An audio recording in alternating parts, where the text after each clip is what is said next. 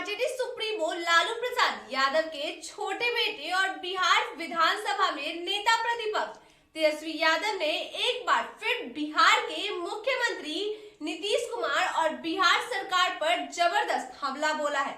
नेता प्रतिपक्ष का कहना है कि बिहार विधानसभा चुनाव 2020 में महज एनडीए से महज 12,000 वोट कम मिले थे, लेकिन मैंडेट के विरुद्ध जाकर नीतीश कुमार ने चोर दरवाजे से अपनी सरकार बना ली।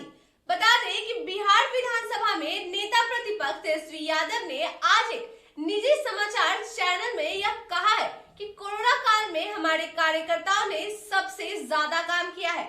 उन्होंने कहा है कि अगर विपक्ष सरकार पर दबाव नहीं डालता तो बिहारियों को वापस लाने के लिए ट्रेनें भी नहीं चलाई जाती। तेजस्वी यादव ने कहा है कि बिहार में हम जीत कर भी हार गए क्योंकि चुनाव आयोग और बीजेपी जेडीयू से मिलकर पिछले दरवाजे से जबरदस्त सरकार बना ली।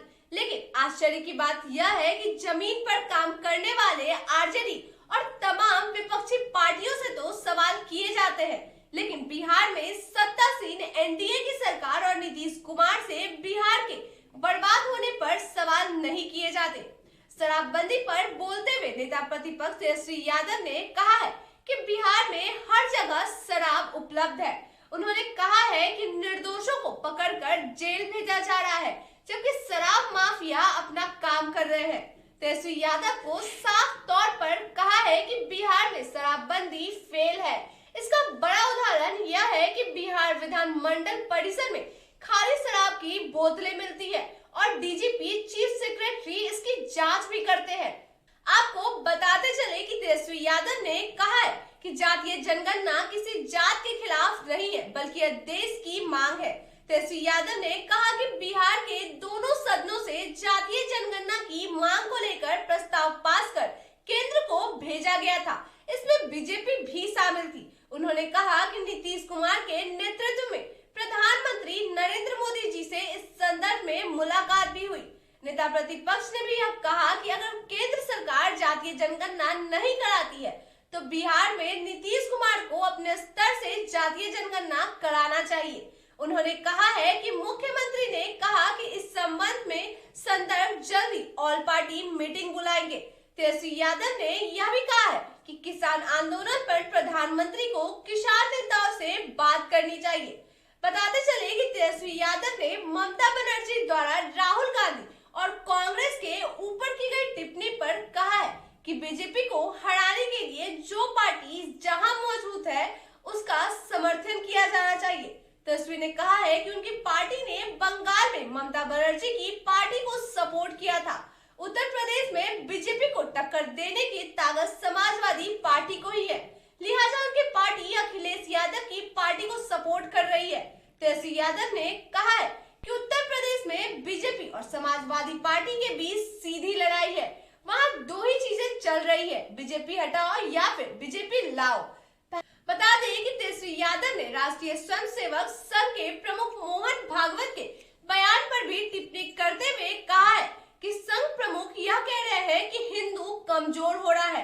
तेजस्वी यादव ने कहा कि क्या मोहन भागवत ये कहना चाहते हैं कि 2014 के बाद जब देश में हिंदू का राज आया था उसके बाद से ही हिंदू कमजोर होने लगा है।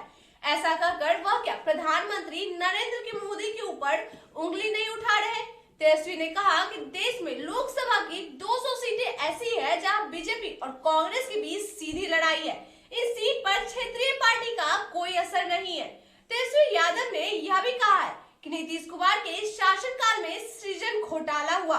नीतीश कुमार ने सृजन घोटाले के 2 लाख रुपए के घोटाले को आज तक कोई जवाब तक नहीं दिया। नेता प्रतिपक्ष ने कहा है कि सृजन घोटाले की वजह से कई लड़कियों को मार डाला गया, उनके शव को गायब कर दिया गया। तेजस्वी यादव ने कहा है कि सृजन घोटाला काफी बड़ा घोटाला है, लेकिन ईडी, सीबीआई और बाकी संस्था सरकार की जेब में है, इसलिए कोई कार्रवाई नहीं की जाती। आपकी जानकारी के लिए बता दें कि बिहार विधानसभा में नेता प्रतिपक्ष तेजस्वी यादव से जब यह प्रश्न पूछा गया कि क्या आने वाले समय में वो चिराग पासवान के साथ नजर आएंगे, क्योंकि लालू प्रसाद यादव ने चिराग पासवान को अपना तीसरा बेटा बताया है और आरजेडी सुप्रीमो ने खुद कहा है कि चिराग और तेजस्वी को एक साथ आना चाहिए। इस सवाल के जवाब में तेजस्वी यादव ने कहा है कि यह तो आने वाला समय ही बताएगा चिराग पासवान क्या फैसला लेते हैं। उन्होंने कहा कि उत्तर प्रदेश समेत जहां भी बीजेपी के खिलाफ जो खड़ा है वह उसके साथ खड़े हैं। तेजस्वी यादव ने कहा है कि बिहार में नीतीश कुमार की पार्टी अभी तीसरे का नंबर की पार्टी है, उसे हम लोग 5वें नंबर की पार्टी बनाएंगे, इस पर काम कर रहे हैं। इसी तरह तमाम खबरों के लिए बने रहे न्यूज़ भारतवर्ष के साथ। मैं प्रज्ञा पटना।